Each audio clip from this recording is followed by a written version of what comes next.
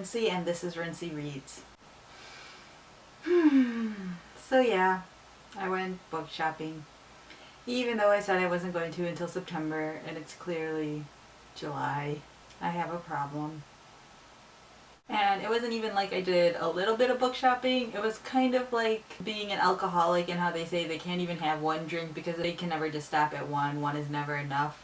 That's kind of what I ended up doing with my books. So at least I get a book haul video out of it. Before I get to the haul, I just wanted to say thanks to everyone for responding to my last video. I know the title was dramatic and I was just being silly. I don't really consider not being able to finish a book like a huge problem. I just kind of wanted to see how people respond to books and whether or not they make it a goal to actually finish all of the books that they start, or if there are people out there who really don't have a problem with giving up on books after a certain point, and then also what that point is that you give up on a book. Feel free to check out that video if you didn't see it before. I'd still love to see what people's opinions are.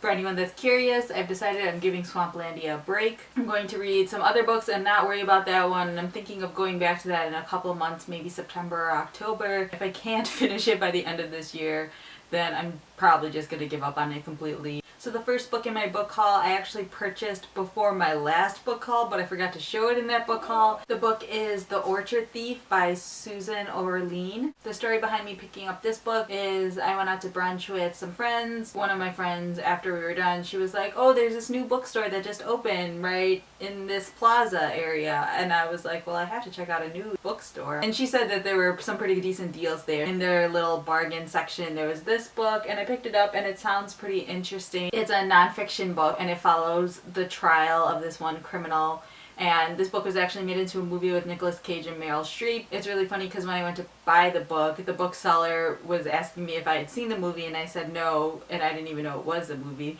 and he was like, don't watch it, it has Nicolas Cage, it's horrible. And I just thought that was really funny. And speaking of supporting bookstores, I was on IndieBound last week and I decided to do a search to see if there were any indie bookstores near my work, because I never actually looked that up, and there was actually one not too far away, so I kind of wanted to just check it out and see what was there. If anyone follows me on Twitter or Tumblr, I posted a pic on Instagram. It was just a picture of the Sweet Valley Twins series. I got really excited when I saw that because they had what looked to be a pretty decent amount of the series, and they had a lot of like children's series from when I was younger, like Sweet Valley and Babysitter's Club and Nancy Drew, the ones from when I was reading them, so they looked like they were from that era. And I got really excited because there's one specific thing that I saw, and that is the Unicorn Club books.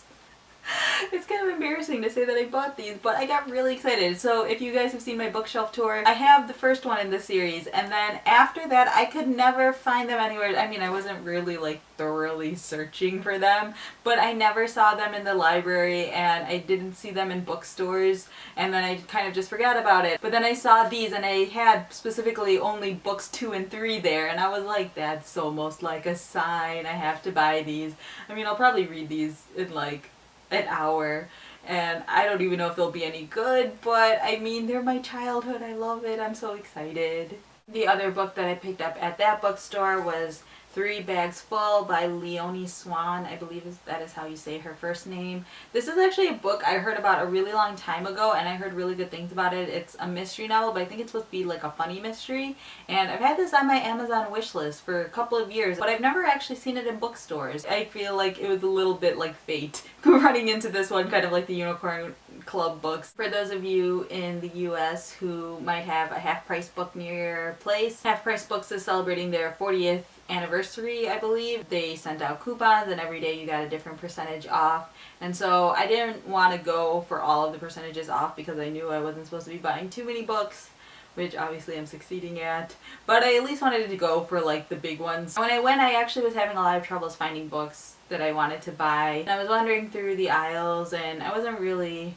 finding anything, and for some reason I thought, hey, let me look up my Amazon wish list and look up specific books and see if there was one I could find on my list. The first book on my Amazon wish list was actually at the store, so again, it felt like fate. That book is I Capture the Castle by Dodie Smith. I feel like lately I've been hearing way more about this than ever before. Words from a Reader describes this as one of her all-time favorite books and a very underrated book.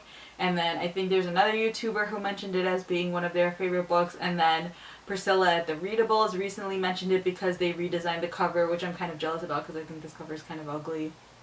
Sorry, but the new cover kind of looks amazing. The next 4 books I got from Barnes & Noble, but 3 of them I got because they sent out a coupon saying they were having 40% off select young adult books. The first book is called The Absolutely True Diary of a Part-Time Indian by Sherman Alexie, and I just want to clarify that Indian is not me Indian, it's Native American. I kind of hate when books or stories refer to characters that are Native American as Indians. Just a little pet peeve of mine. I've heard really good things about this book, and it looks really cool because it comes with illustrations inside and different like graphics throughout it, so I'm really excited to read this book and see how it goes, and I feel like this one's gonna be, you know, up a bit on my queue. The next book is a book I actually heard about first from John Green, obviously not directly, but there was some column or video or something where he was recommending books,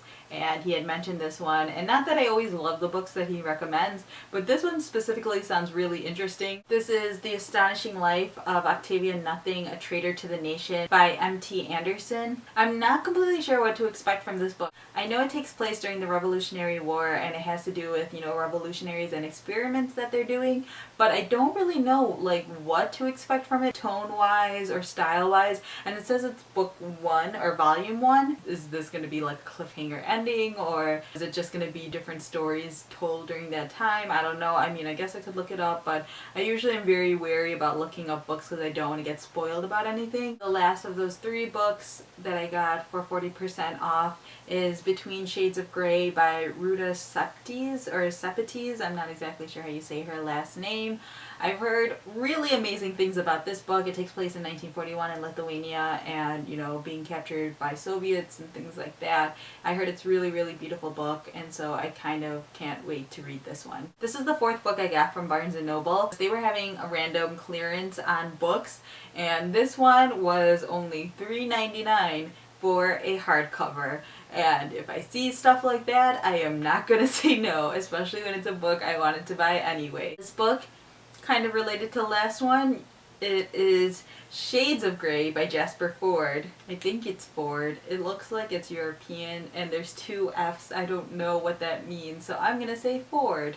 And look at this cover. Isn't this gorgeous? I mean, the design is, there's so much going on. I'm so excited to read this book. The cover alone just makes it so worthwhile. Again, I don't know that much about this book. You can kind of tell a trend going on here. Don't like to find out too much about books, but I think it's supposed to be sort of fantasy-esque book. It takes place in another world, I know that for sure. This is definitely going to be one of those things where I go in blind. Hopefully that doesn't turn out too bad because I don't want to feel disappointed by this book, especially when it's so pretty. My final book for my book haul. This one I paid full price for, and the only reason why I bought it is because I was stressed out. When I'm stressed out, I kind of want to spend all of my money. I don't know why. I was at Target and I ended up buying this book, and I thought I was getting it on sale for some reason, but then I looked at the receipt and it was $9.99. I don't know why I thought it was on sale. Maybe I thought I was picking up a different book. The book is The Maze Runner by James Dashner. I watched a lot of people do reviews on this book and say that they absolutely love it, but I'm kind of worried that this is going to be one of those YA dystopian type novels that I don't love. I like dystopian, but I'm not crazy about dystopian books. The only ones I've ever liked are The Hunger Games and Divergent and Insurgent. I've read some other ones and I never really liked them, and dystopians never really call out to me the way that they do for other people. This one is definitely towards the bottom of the pile. Maybe I'll do this one later in the year. I don't know. Part of me thinks I might return it. Is that wrong if I've shown it in a haul and say I'm going to return it? It's possible. It's my channel. I'll make the rules.